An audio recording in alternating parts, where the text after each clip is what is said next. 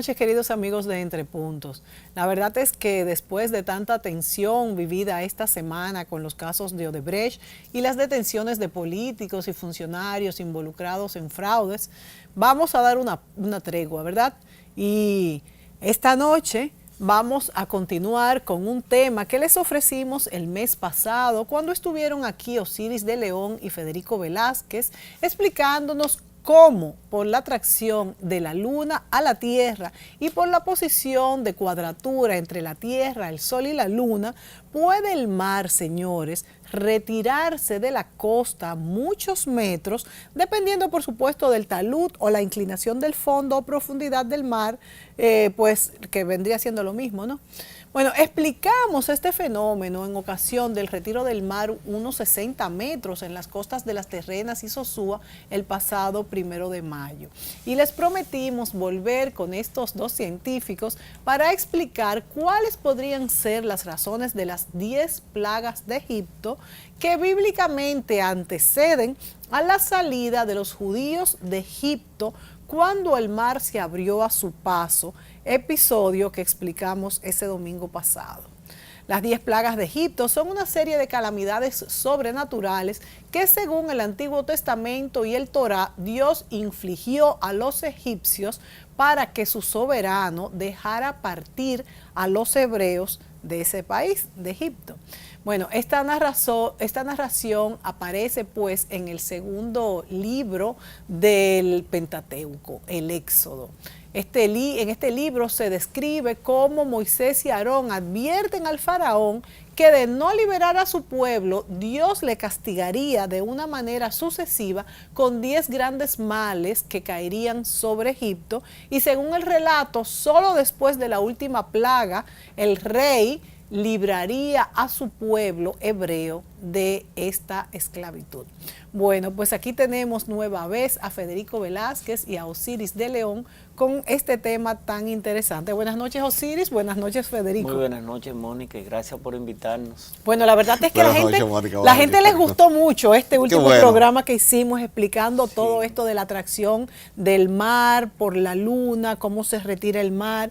Incluso me pidieron, caramba, pero nos quedamos con deseos de saber más con estos dos científicos que tú llevaste ese domingo. Y como habíamos hablado, ya que explicamos en esa ocasión de cómo se abrió, no se sabe si era un lago, un río, el mar, en ese momento lo explicamos, cómo se abrió por la atracción también de la luna, y dijimos, vamos a explicar pues esas famosas 10 plagas que antecedieron a que este éxodo de los judíos en Egipto. Bueno, entonces aquí estamos de nuevo. Vamos a hacer como una sucesión de cuáles fueron estas 10 plagas, situarnos también en aquel momento que se vivía, donde había muy pocos conocimientos, donde se habían estudiado muy poco estos fenómenos, y por qué pues se teje esta historia de cada una de estas plagas. Osiris, yo quisiera que tú comenzaras y Federico también irá explicando, ya que ustedes conocen también el tema y vamos a tener en pantalla que nuestro director nos va a ir colocando pues imágenes y pequeños videos de cada uno de estos episodios. Osiris. Gracias, Mónica. Saludos, Federico. Saludos a todo el país. Mira, tú hiciste una brillante introducción del tema cuando te referías al segundo libro del Antiguo Testamento o Pentateuco, que muchos llaman la Torá. Sí. Y cuando se habla del Éxodo, yo te diría, sin temor a equivocarme, que el libro más apasionante de la Biblia completa es el libro del Éxodo. ¿Verdad? Sí, es apasionante. Por eso fíjate que cuando se quiere llevar la Biblia al cine, siempre se toma un segmento importante del libro del Éxodo. Sí, es verdad. Los 10 mandamientos con Charlton Heston, de Cecil DeMille. Sí. Es una narrativa completa del Éxodo, de principio a fin, apoyada en los textos de Filo y de Josefo. Josefo, que fue el primer cronista judío, y Filo de Alejandría, que era el primer cronista griego, y que narran eso de la misma forma en que lo narra el libro del Éxodo. O sea que coinciden las narraciones ahí, y coincide con los libros escritos en papiro que llamamos los rollos del Mar Muerto, y que fueron encontrados en las cuevas de Qumran, cerca de Israel. ¿Qué quiere decir esto?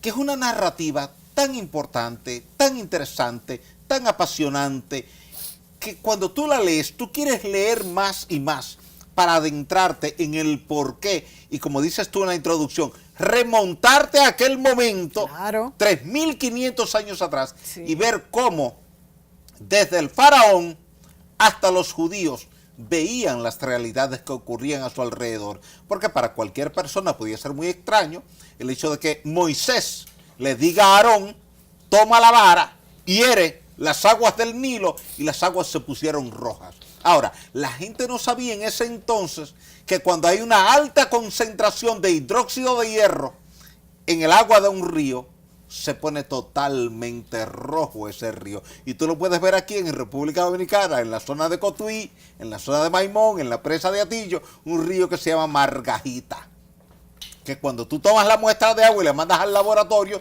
te da 2.250 miligramos de hierro. ¿Y lo normal es? 40 y 50. Wow, o sea, entonces, que se pone entonces, se tú lo torna ves tú lo veías rojo. desde el aire, ya lo han ido corrigiendo, pero tú lo mirabas desde el aire y tú creías que era sangre. Tenemos las gráficas que iba corriendo por ahí. ¿Qué quiere decir esto? Que ese es el primer aspecto citado por el libro del Éxodo como la primera plaga.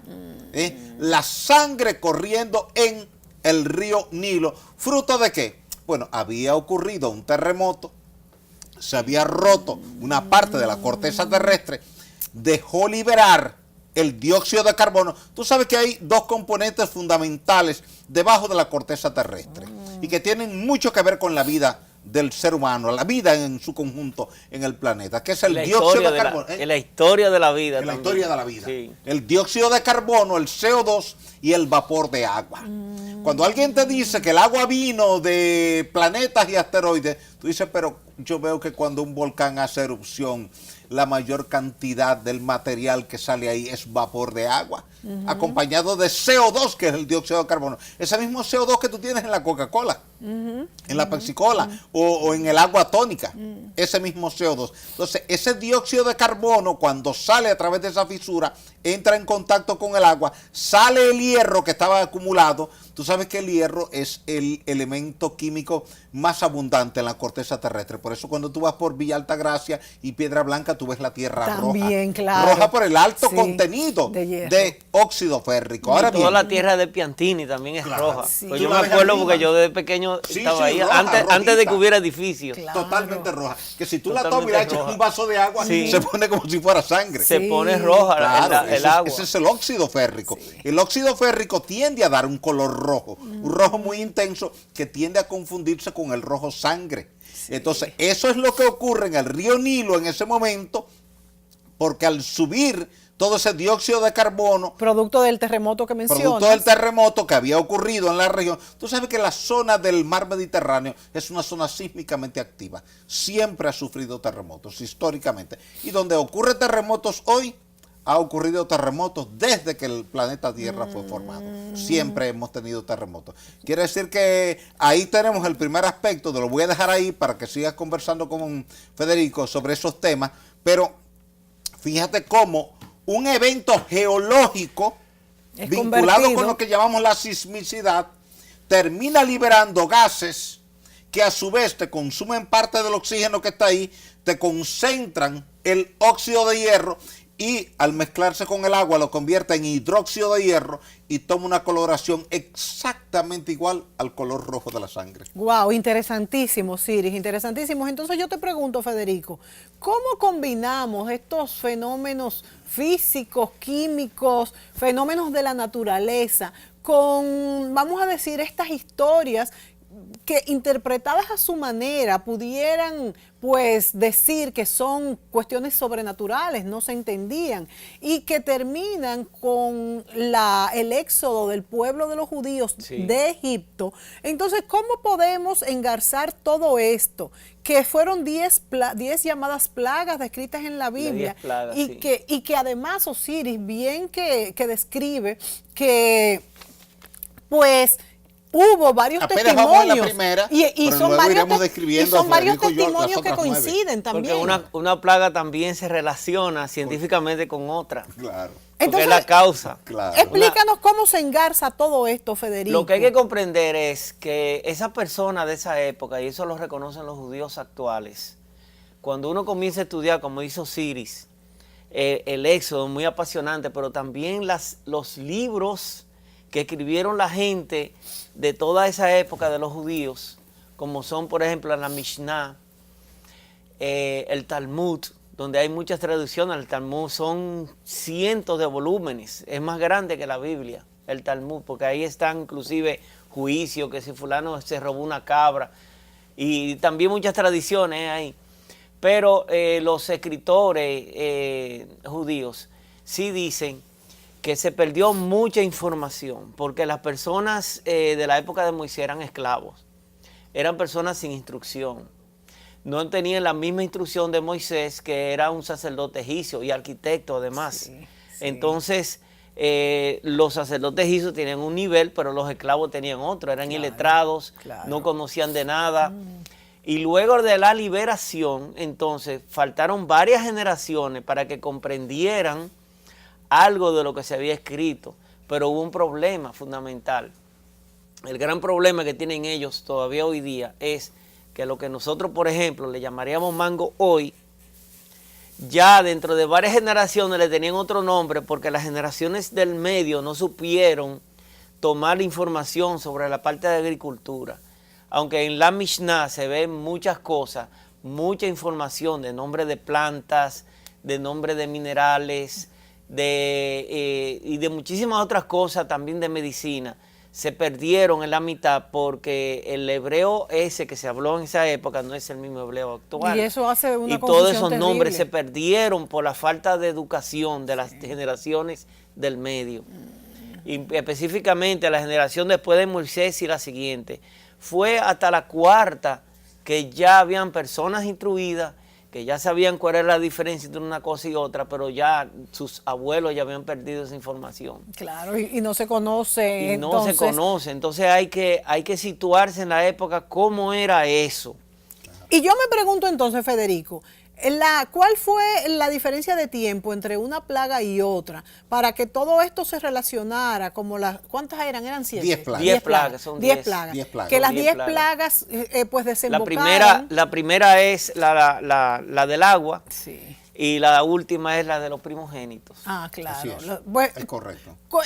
¿Qué diferencia hubo en tiempo en estas plagas? ¿Se conoce? Según los estudios de National Geographic, y también vemos también estudios de History Channel, y de los mismos judíos que lo admiten, eso no sucedió con Moisés. Eso sucedió en un periodo de 500 años aproximadamente. Claro, claro. Porque están los terremotos, Sí.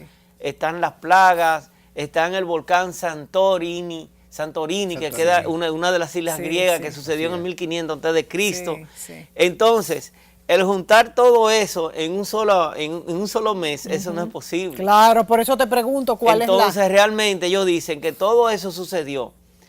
Pero esas 10 plagas no sucedieron en un mes. Pero no Sucedieron en un sucedieron- periodo de 500 años donde Moisés acostumbraba a tomar historias de otros. Por ejemplo, el cuento de Noé. Eso está en una piedra en el Museo de Londres, como el poema de Gilgamesh. Y está exacto, y esa piedra es anterior a Moisés. Entonces, pero eso no es judío, eso es asirio. Sí.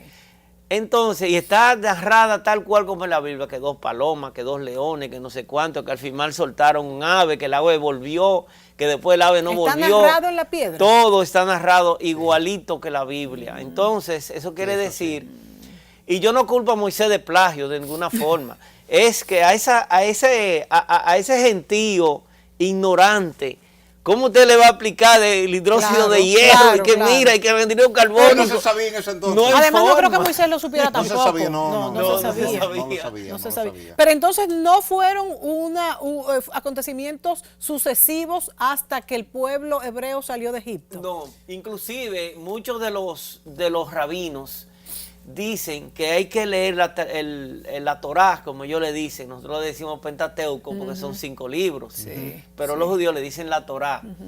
Y ellos dicen que la Torá hay que leerlo como algo simbólico, más que algo histórico.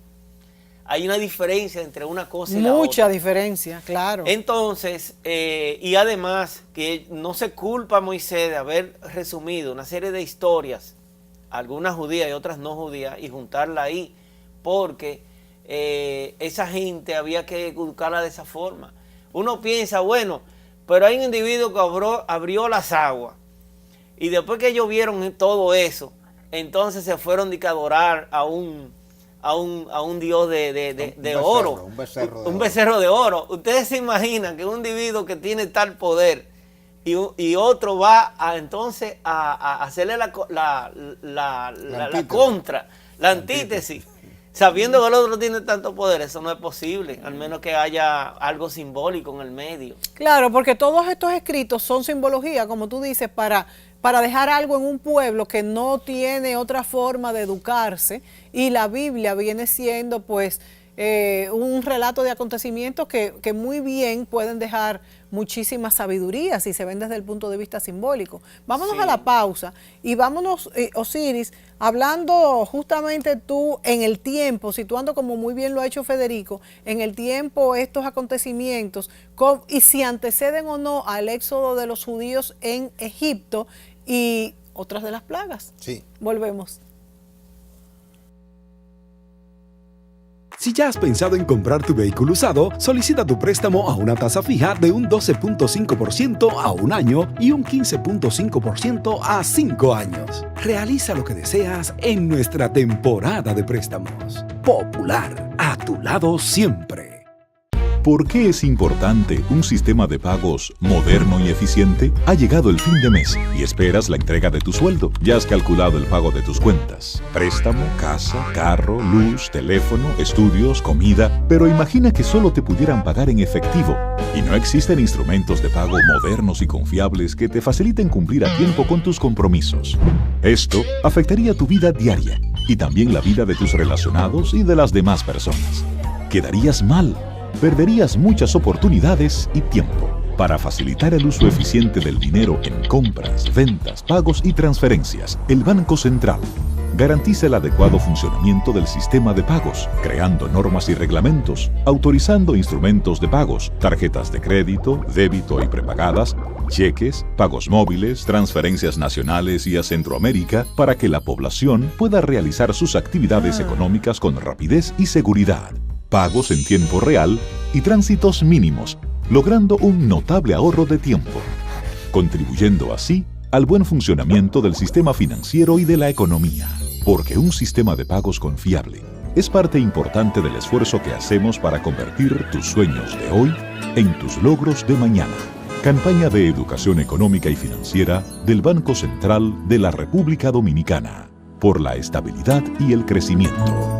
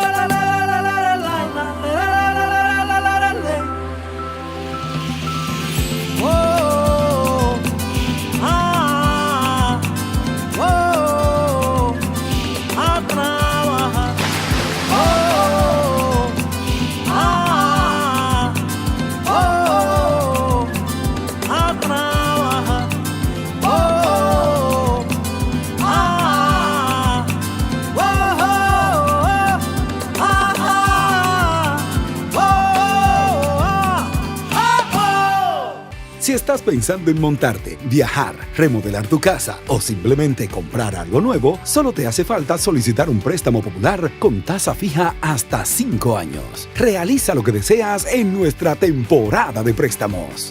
Popular, a tu lado siempre. La central termoeléctrica Punta Catalina continúa su construcción de forma socialmente responsable, reflejando en sus prácticas una gestión de máxima calidad con exigencias medioambientales, cuidando cada detalle y fortaleciendo el avance del sector eléctrico nacional. Mirando hacia el futuro, el corazón de cada dominicano y de todos los que hoy forman parte de esta gran realidad trabajan para consolidar lo que inició en el 2013 y que hoy se hace más corto el camino para ver finalizada su construcción. Punta Catalina ha producido más de 5.000 fuentes de empleo, con su avanzada tecnología y el cumplimiento de los más exigentes estándares establecidos por la IFC. Proyecto avalado por la prestigiosa firma norteamericana Stanley Consultant. Hoy seguimos avanzando en su construcción para contribuir a suplir la creciente demanda de energía eléctrica. Caminamos hacia 24 horas de luz en todo el país, iluminando en el presente para el futuro del país.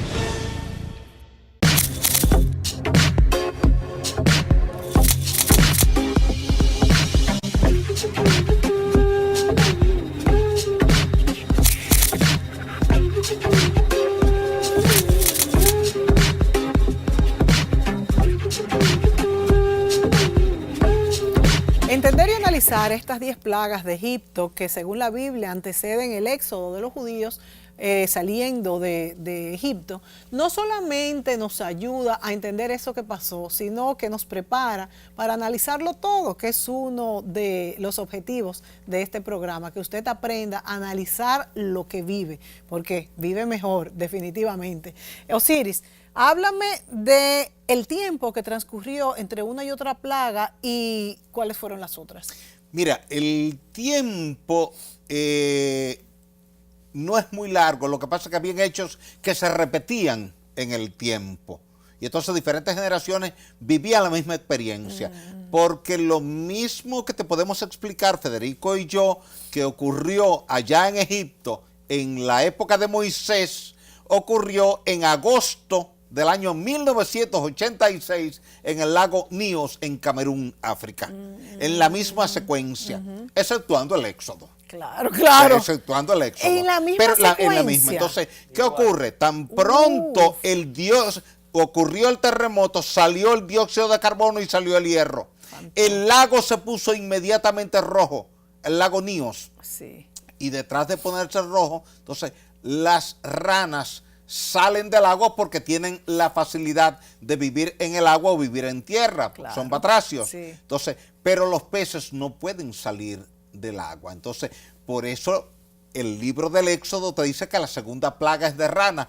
Claro, las ranas estaban obligadas a salir del agua para porque no se acabó el oxígeno, porque el dióxido de carbono combinado con el hierro que había ahí atraparon todo el oxígeno disuelto. Fíjate que algo que tú utilizas hoy día para saber cuánta vida puede albergar el agua de un río es la demanda bioquímica de oxígeno. Tú tienes un río que tiene una demanda bioquímica de oxígeno de 3, 4, 5, tú dices, está perfecto. Tú dices, está en 30, 40, 50, dices, ahí no hay peces, no busca un pez. Porque hay tanta materia orgánica que se está oxidando que toma el oxígeno para oxidarse y en consecuencia te deja el agua sin oxígeno. Y se mueren los peces. Claro. Y antes de Níos había pasado en Monún, en el mismo área. Sí. Lo que pasa es que en Monún fueron en el mismo Camerún, pero era menos cantidad. En Níos murieron 1.800 personas. Los que dormían en el piso. Hablo los niveles de abajo. Se murieron todos. Y 6.000 cabezas de ganado. Claro. Eso fue un escándalo internacional. Claro. Entonces eso es lo que te explica que la segunda plaga es de ranas. Y la tercera plaga es de piojos, porque ¿quién se iba a bañar en un agua que estaba ensangrentada, como ellos entendían que el agua? Entonces viene la plaga de piojos y después ¿qué viene? Una plaga de moscas. ¿Por qué? Porque si todo el río y mosquito está lleno de peces muertos, vienen las moscas arriba. Entonces, todo ese dióxido de carbono cuando sale afecta a los animales, pero afecta a los seres humanos. Y ahí es donde viene la plaga en los animales que comienzan a morir porque hay dióxido de carbono. Pero también cuando el dióxido de carbono entra al cuerpo humano, las primeras cantidades, ralentizan el proceso de circulación, que es el que lleva la sangre, que lleva la hemoglobina, y entonces ¿qué ocurre? Comienzan a salirle llagas, erupciones, salpullido a la gente. Ocurrió en el lago Níos. Sí, la gente empezó a desarrollar llagas, eczemas, por donde quiera, afectado de la piel, en los pies, en los brazos, en el cuello, en la cara, fruto de esa situación. Lo que quiere decir que cuando tú haces el análisis geológico, sísmico, hidrológico, químico, llegas a una realidad que evidentemente en ese entonces no se conocía, pero que todo estaba concatenado en una dirección. Claro, claro, y explica perfectamente. Te aplica perfectamente, desde la primera plaga, que es la sangre en el río Nilo, hasta la última plaga, que es la muerte de los primogénitos. Porque cuando tú dices, bueno, pero después que tuvimos las llagas en las personas, ¿qué vino después? Tú dices, vino la lluvia de granizo con fuego. Y dice, pero ¿y por qué granizo con fuego? Si eso no existe, no puede caer granizo con fuego, porque claro, el granizo es frío, claro, es hielo. Como dice. Pero como el volcán Santorini en las islas griegas había hecho erupción, toda la ceniza volcánica se concentró en los niveles altos y medios de la troposfera. Cuando cayeron los granizos, cayeron cargados de ¿qué? De ceniza. Claro, y la gente vio que el granizo caía cargado de ceniza y se cayó con fuego porque dejó ceniza, mira la ceniza. Claro. Y la gente recogía la ceniza del suelo. Sí. Y en algunos lugares donde han ocurrido erupciones volcánicas importantes, se ha visto cómo el granizo que cae viene acompañado de ceniza. ¿Cuál ceniza? La ceniza que está acumulada en los niveles altos. Ahora, si tú tienes ceniza allá arriba, que llega a 40 kilómetros, eso es la estratosfera ya. Cuando el volcán sube llega a 40 kilómetros y baja, pero ese nivel es frío totalmente. Frío. Claro, y entonces te bloquea la radiación solar, se pone todo eso oscuro. Entonces, ¿qué hicieron las langostas? Que no podían aguantar esa baja temperatura, bajaron a la tierra y ahí es donde viene la plaga de langostas. Y después te llega, ¿qué? La plaga de oscuridad. ¿Por qué oscuridad? Tú has estado cerca de una zona volcánica cuando el volcán hace erupción. ¿Es de noche? Porque la ceniza es tan gruesa la capa, así como te dice Federico, desde 20 kilómetros hasta 40 kilómetros de altura, que fíjate que con una nube común y corriente, que lo que tiene es vapor de agua, cuando se nubla, no se ve, claro, imagínate con ceniza. Imagínate que tú tengas una capa de 10 kilómetros de espesor de ceniza. No hay manera de que pase la luz solar. Enorme. No, entonces es de noche totalmente. Wow. De noche. Oscuridad. Una oscuridad total. Y además las ranas, cuando salieron, no tenían que comer, también murieron. Eso se contribuyó. Y otro problema, las ranas comen insectos. Entonces se mete un desequilibrio biológico, claro, y entonces los insectos se multiplican porque no tienen las ranas que se lo comen. Sí, interesantísimo. Vámonos a la pausa y seguimos con las plagas que nos faltan, que ya vamos entendiendo una a una, cómo primero una es producto de la otra y segundo por factores de la naturaleza que en nada tienen que ver con lo sobrenatural. Volvemos.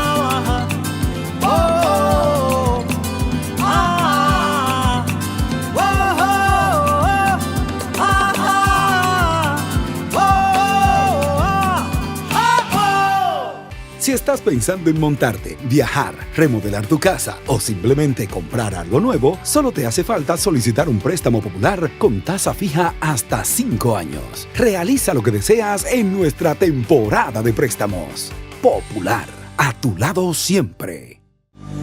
La central termoeléctrica Punta Catalina continúa su construcción de forma socialmente responsable, reflejando en sus prácticas una gestión de máxima calidad con exigencias medioambientales, cuidando cada detalle y fortaleciendo el avance del sector eléctrico nacional.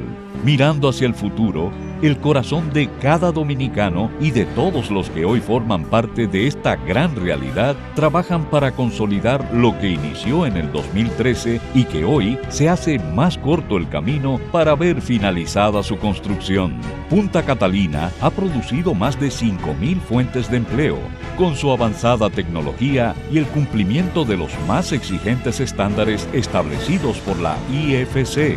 Proyecto avalado por la prestigiosa firma norteamericana Stanley Consultant. Hoy seguimos avanzando en su construcción para contribuir a suplir la creciente demanda de energía eléctrica. Caminamos hacia 24 horas de luz en todo el país, iluminando en el presente para el futuro del país. Patricia Gutiérrez Fiallo utiliza los servicios de Silhouette by Isabel Green, salón y maquillaje. Calle Sócrates Nolasco número 5 en Sanchenaco. Teléfono 809-566-8379. Silhouette, salón y maquillaje.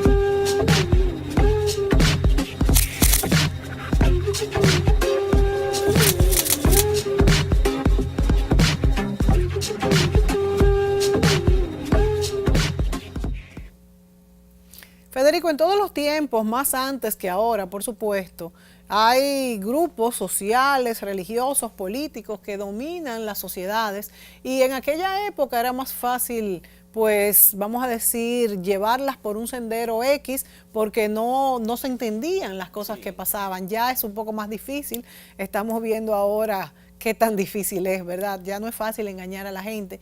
Pero en aquella época, no solamente por engaño, sino más bien por ignorancia o hasta para civilizarlas un poco más, se daban estas cosas, quizás para que la gente aprendiera con el miedo también, que es una forma de educar en otra época.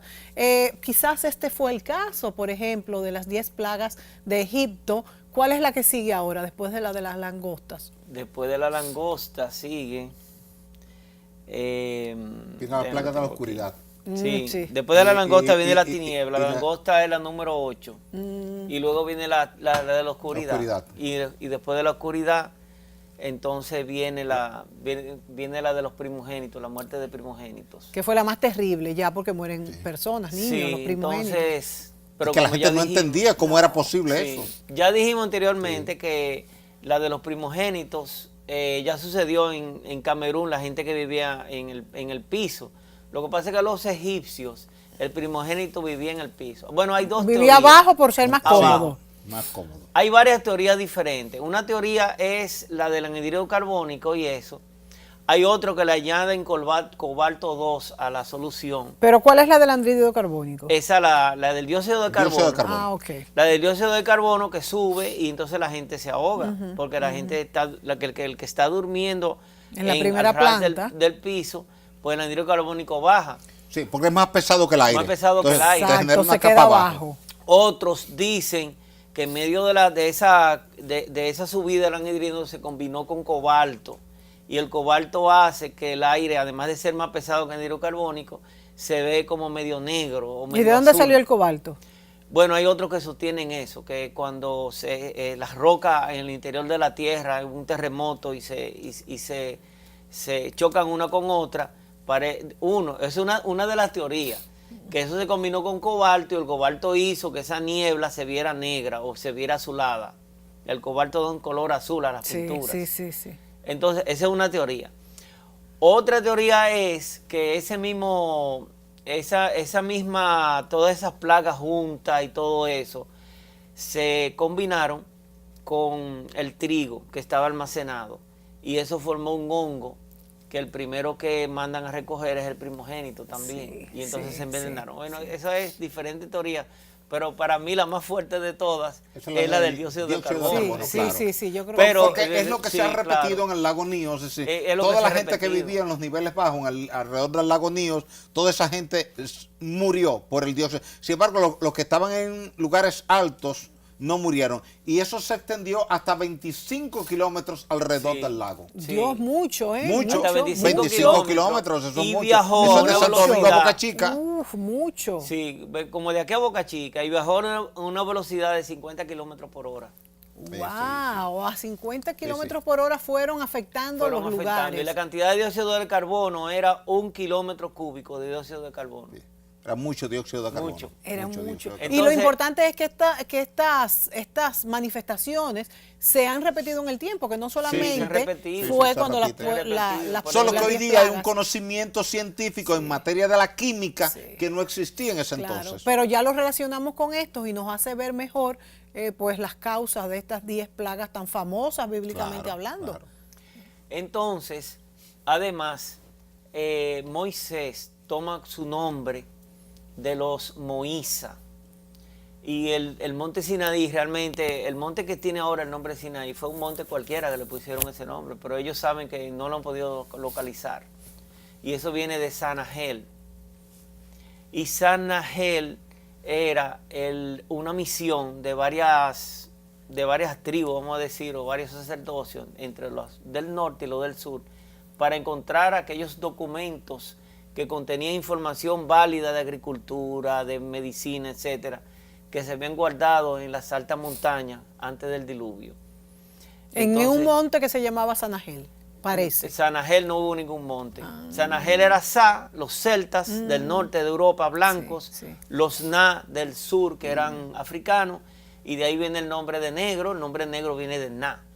Entonces, Sanahel era la misión. Hel era la sílaba que aportó el hombre al idioma. Todos los demás sílabas fueron copiados de los animales a nuestro idioma. Entonces Sanahel era la unión de los del norte con los del sur para llevar a cabo esa misión. De ahí vienen los Moísa, que viene de maíza, y ma significa agua. Entonces Moísa significa salvador de las aguas. Claro. Pero no que Moisés se salvó de las aguas, sino los documentos salvador de las aguas que había que encontrar. Entonces él toma ese nombre. Pero Moisés entonces no fue encontrado en el río. Eso no se sabe, eso no parece que fue simbólico realmente, porque él tomó esa información de ahí. Y igual que Jesús, el nombre de otro sacerdocio que también está buscando eso, que era celta, eran los Hel-Sa. O sea, Hel era la sílaba que dijimos, que era la sílaba que aportó el hombre, y Sa eran los celtas del norte. Entonces de Hel-Sa vienen los Ye-Sa, y ahí viene Jesús. Que hay unos símbolos en la Iglesia Católica, una cruz, que tiene la simbología JHS, porque eso es la JH de Jesús, que se escribe con JH, Jesús. O sea, Jesús, pero el nombre de Jesús era celta, porque eso era de los Hel-Sa. Igual que cuando se hizo esa búsqueda de documentos, estaban también los Hel-Nasa. Hel-Nasa, de ahí viene el nombre de Génesis. Pero Hel-Nasa significa la misión de Sanahel que se llevó a cabo y se recolectaron todos los documentos, llegaron a encontrarse. En ese documento que al final esa recolección se llamó Hel-Nasa, o sea, la sílaba Hel, que es la sagrada, porque es el hombre que la origina, los Na del sur y los Sa del norte. ¿Y qué se encontró ahí, Federico? Y de ahí viene, ahí lo que se encontró es todo un compendio grandísimo que se juntó, y al día de hoy lo único que tenemos es el capítulo del Génesis de la Biblia. Pero eso era todo un capítulo. ¿Quién manejó esa información? Esa información la manejaron esos sacerdocios, incluyendo Moisés. Pero más adelante, parte de esa información está en otros libros. Por ejemplo, en la Mishnah, uno ve detalles de la menstruación de la mujer. Exactamente, el método del ritmo, el método escrito hace muchos miles de años. Antes que el rey David. Sí, entonces, eso lo escribieron ellos en medio de la esclavitud, porque hay dos Mishnah. Hay una que se escribió en Babilonia y otra que se escribió en Jerusalén. Entonces, la de Babilonia está más estricta, y esa le gusta más a ellos mismos, porque al estar en el exilio, fueron más estrictos en la escritura de eso. Pero entonces fueron escritos por celtas. No, la Mishnah los escribieron los judíos, pero todo ese conocimiento viene de ese antiguo Génesis, que cuando Moisés escribe Génesis, eso nada más es un resumen de todo aquello, que era una enciclopedia, vamos a decir. Y hay muchos detalles de agricultura, por ejemplo, de cuándo sembrar y cómo sembrar. En una época donde muy pocos escribían. Muy pocos escribían. Entonces, ahí en la Mishnah hay detalles de agricultura que uno se queda con la boca abierta. Y cuando lo descubrieron, pudieron entender perfectamente este idioma. No eran idiomas muy distintos. Sí, el idioma de la Mishnah ya era el idioma que se entiende ahora. Digo, eso estamos hablando de muchos miles de años, pero es un idioma. Ahora, el idioma que hablaba Moisés en su época, ahí fue que hubo pérdida de nombres de plantas y una serie de cosas, de aplicaciones médicas que ellos perdieron. Porque no se sabía, lo que yo le llamo mango, al otro le llama guineo 100 años después. Sí. Bueno, no se sabía qué era. La verdad es que, señores, hilar la historia del mundo no es tan sencillo. Idiomas, razas, interpretaciones, cataclismos que destruyeron todo lo que estaba escrito. Hoy en día, y manipulaciones terribles desde las más antiguas épocas, como todavía ahora se dan. O sea que no es tan fácil sacar conclusiones. Pero en este programa hemos visto cómo las 10 plagas de Egipto, que se atribuyen a un poder sobrenatural, fueron simplemente fenómenos naturales. Fenómenos de la naturaleza que uno a uno se fueron dando. Nos vamos a la pausa, volvemos.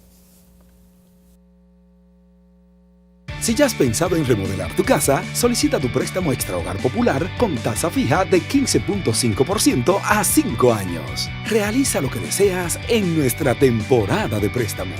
Popular, a tu lado siempre.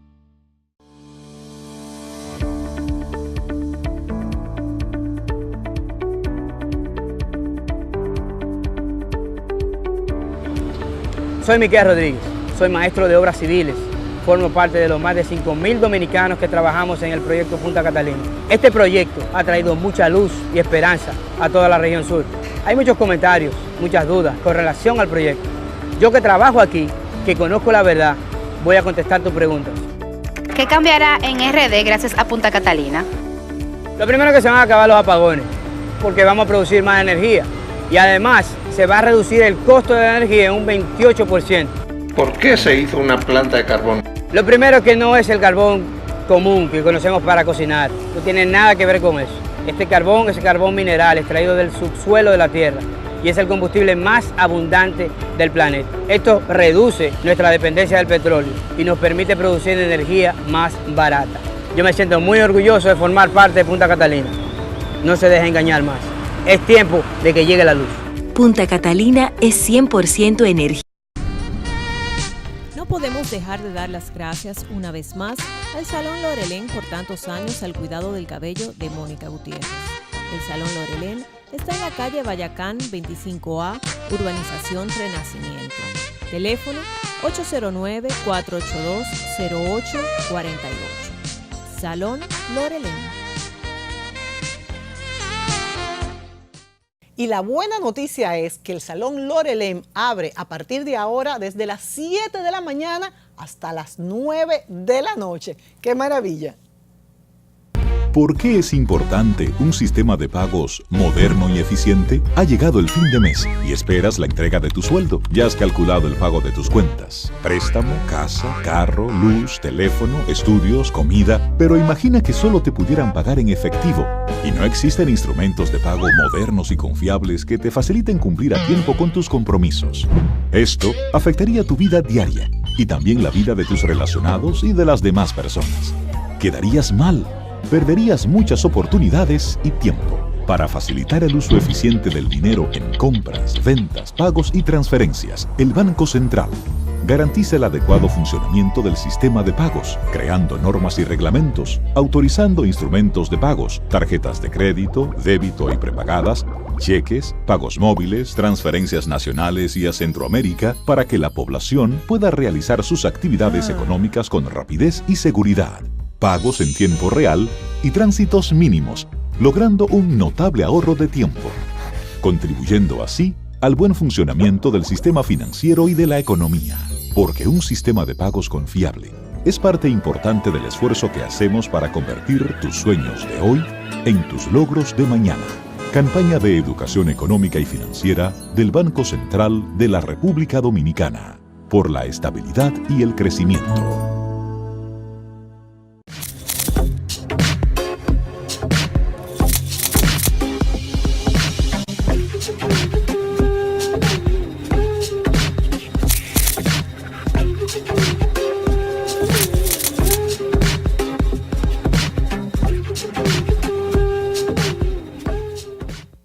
Bueno, este programa se originó cuando hablamos justamente del cruce del Mar Muerto, del éxodo de los judíos de Egipto.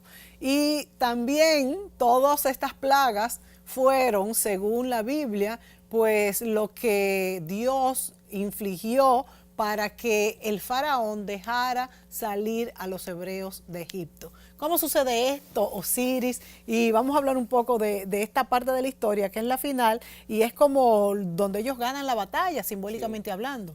Así es. Mira, la Biblia te dice que ellos salieron de la ciudad de Ramesés. Algunas versiones de la Biblia te dicen de Pi-Ramsés, camino hacia Sucot.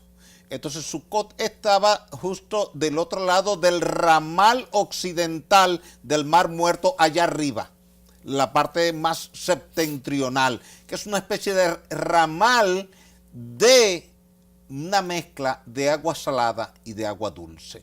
¿Por qué? Porque en la Biblia original no se habla del Mar Muerto, se habla del Mar Yansú, que traducido de manera correcta, dicen los tratadistas hebreos, que lo que quiere decir es mar de los juncos.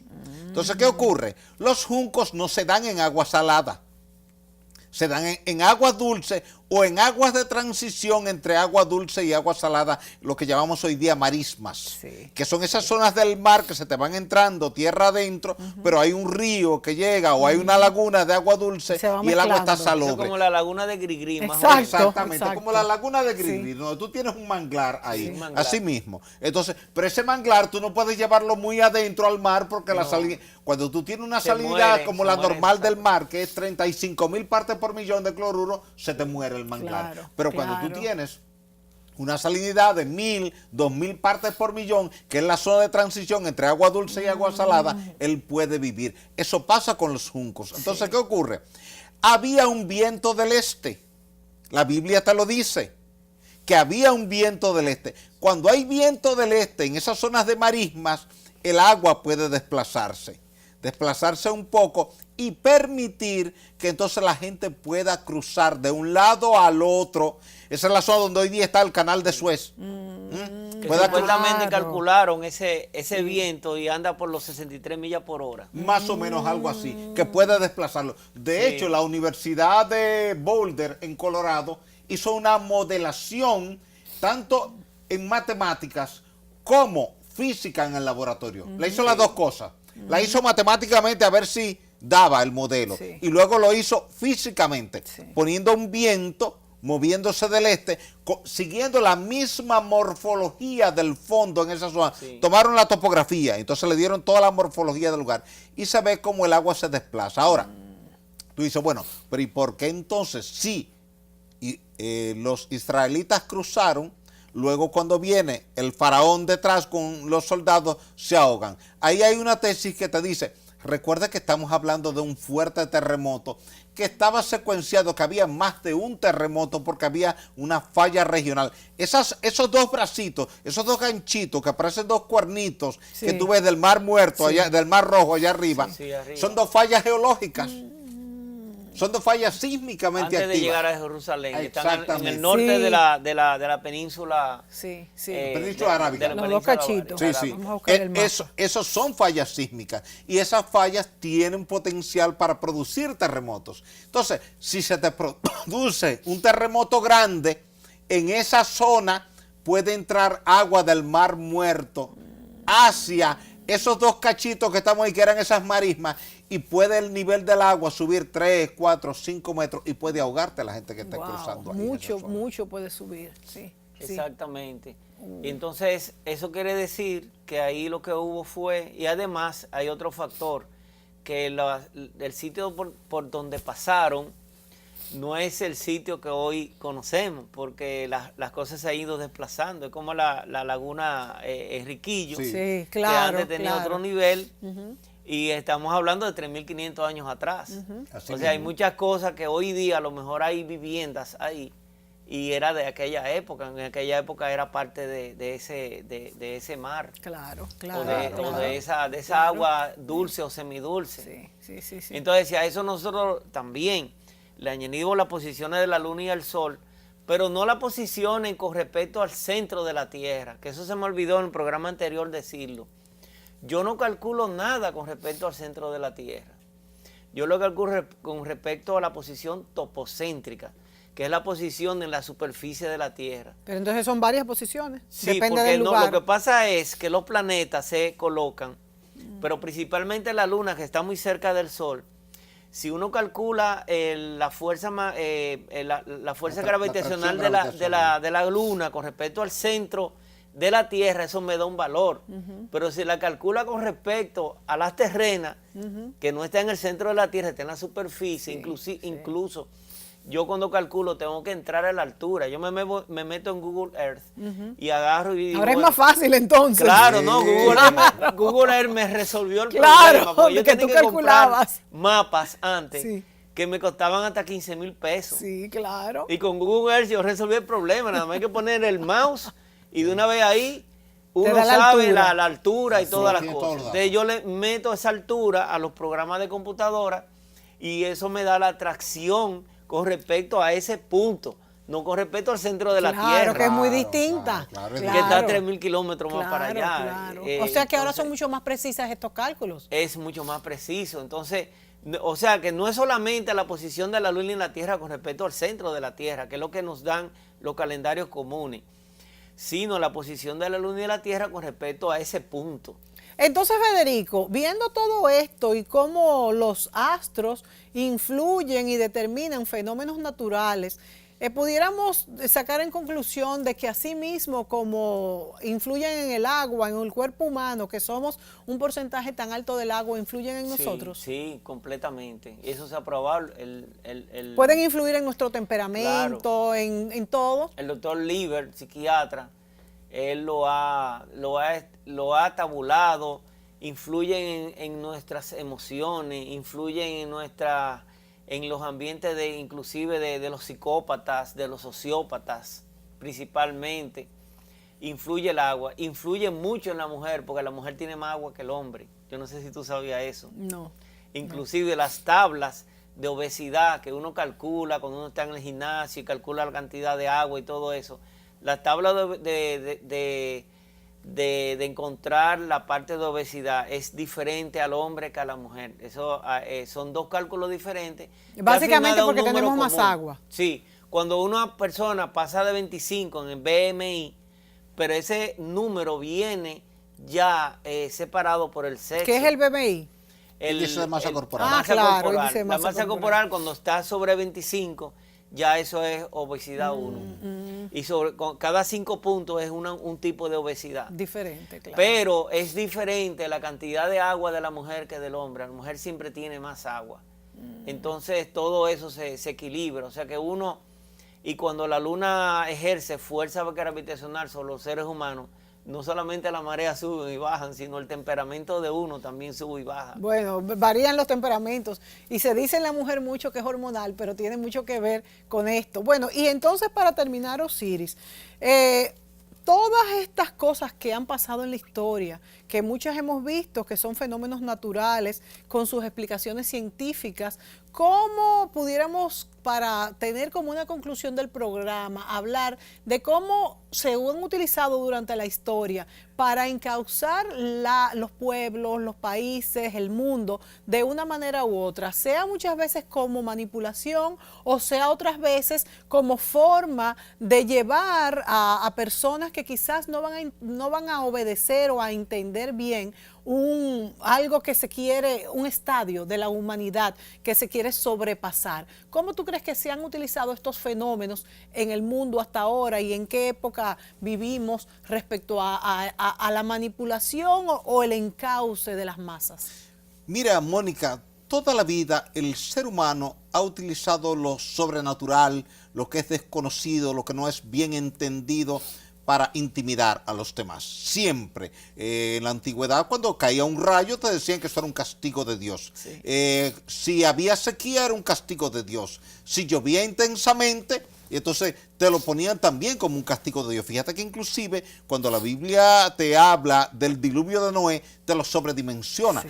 Porque te dice que cubrió todas las montañas, incluyendo la más alta. Y la más alta es el monte Everest. Sí. Sí. Que tiene 8.800 metros sobre el nivel medio del mar. Sí. Tú no tienes en el planeta Tierra toda el agua suficiente como para cubrir el planeta completo, porque no existe esa agua. Y el agua no es más que la misma, es el ciclo hidrológico del agua. Sí. Entonces, históricamente, lo que el ser humano no ha entendido 1000 años atrás, 2000 años atrás, 3000 años atrás, 4000 años atrás, lo atribuía siempre a fenómenos sobrenaturales, a cosas que habían mandado. A veces todavía se atribuyen. Todavía. Sí. Bueno, de hecho, todavía fíjate se maneja un poquito. Todavía. De hecho, fíjate que tú te encuentras con una piedra del faraón de esa época de Moisés, que era Amenosis, aunque en otros tratados te dice que era Ramsés, donde te dice que hubo un movimiento tal que todos los dioses se cayeron. Porque claro, se sacudió la tierra con un terremoto y las estatuas de los dioses se cayeron y se rompieron. Claro. Y cada vez más es más rechazada la teoría de que era Ramsés. Porque eso fue al comienzo y el mismo Cecil B. DeMille, él coloca a Ramsés ahí. Tú pones a Ramsés. Pero ya es cada vez más atrás, es cada vez más el otro que tú mencionaste. Sí, Amenosis. Entonces, ¿qué ocurre? Al encontrar las estelas de la época de Amenosis, se habla de cómo el pueblo egipcio está en un conflicto con los Ixos.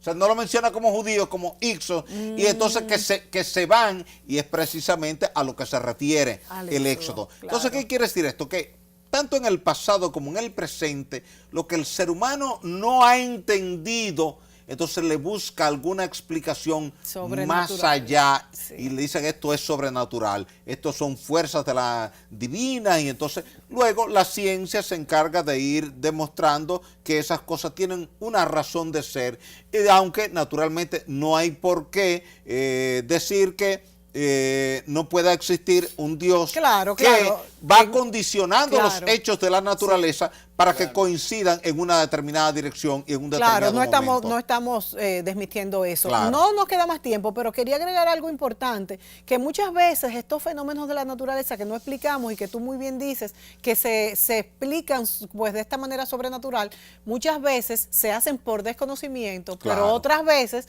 también para la manipulación. Por manipulación. Y eso se ha dado tanto en la antigüedad, muy lejos, reciente, en la Edad Media, antigua, donde quiera. No, y aquí por eso también, cuando vino el ciclón Federico David, que decían que a Balaguer no le cae ningún ciclón porque era brujo. Le decían que no, que al PRD le cayeron los ciclones, pero a Balaguer no le cayó ciclón. Exacto, se manejan todas las informaciones. Y luego los 10 años de Balaguer tampoco hubo ciclón, entonces vino Leonel y le cayó un ciclón, entonces la gente hablaba. Y ¿no? lo mejor es que la gente se lo cree. Y lo mejor es que la gente se lo cree. Y todavía hay gentes porque la gente le gusta creer en cosas cuando van más allá de lo normal. Claro, todo lo que y se sienten poderosos. Sí, y sí. le tienen miedo al que lo dice, porque esto le da un poder que ellos no entienden. Y qué barbaridad, Dios mío, que en esta época todavía vivamos esas historias. Pero aquí en Entre Puntos, usted aprende a entenderlo. Por eso los invitamos siempre a que cada domingo a las 10:30 de la noche en el canal 24 y a las 12 de la noche también el domingo en el canal 12 o 45 vea Entre Puntos, porque aquí a partir de las ideas y las experiencias de nuestros invitados con sus análisis aprendemos a entender mejor este mundo maravilloso pero complicado que nos ha tocado vivir. Señores, hasta la próxima semana. Gracias, Federico. Gracias.